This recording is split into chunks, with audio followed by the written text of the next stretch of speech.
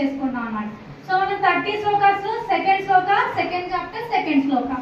So ఇప్పటి వరకు కూడా ధృతరాష్ట్రుడు చెప్పాడు, సంజయుడు అక్కడ జరుగుతున్నంత వివరిస్తున్నాడు, అర్జునుడు చెప్తున్నాడు. కానీ కృష్ణుడు చెప్పిన శ్లోక ఎక్కడ రాలేదు ఇప్పటి వరకు.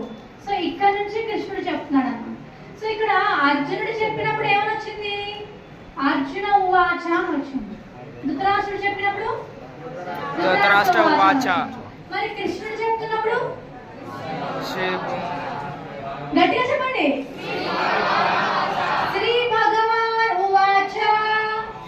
భగవాన్ ఉవాచ. శ్రీ భగవాన్ ఉవాచ.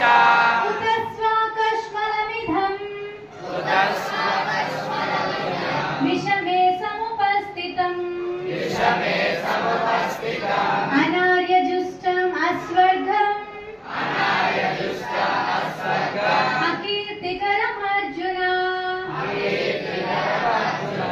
ఉదస్వాకష్మలమిదం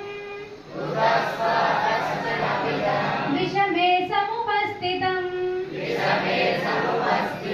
అనార్యజుష్టం అస్వర్గం అకీర్తికరం అర్జున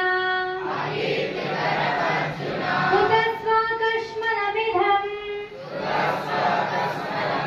విషమే సముపస్థితం అనార్యజుష్టం అస్వర్గం అకీర్తికరం అర్జున.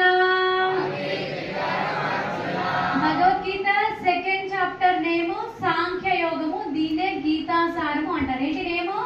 సాంఖ్య యోగము గీతాసారం. నోట్ చేసుకోండి. భగవద్గీత సెకండ్ చాప్టర్ నేమ్ సాంఖ్య యోగం గీతాసారము.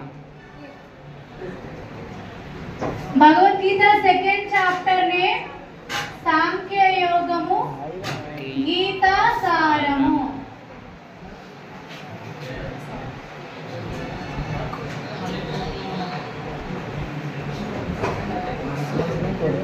భగవద్గీత సెకండ్ చాప్టర్ లో టోటల్ 72 శ్లోకాస్ ఉన్నాయి.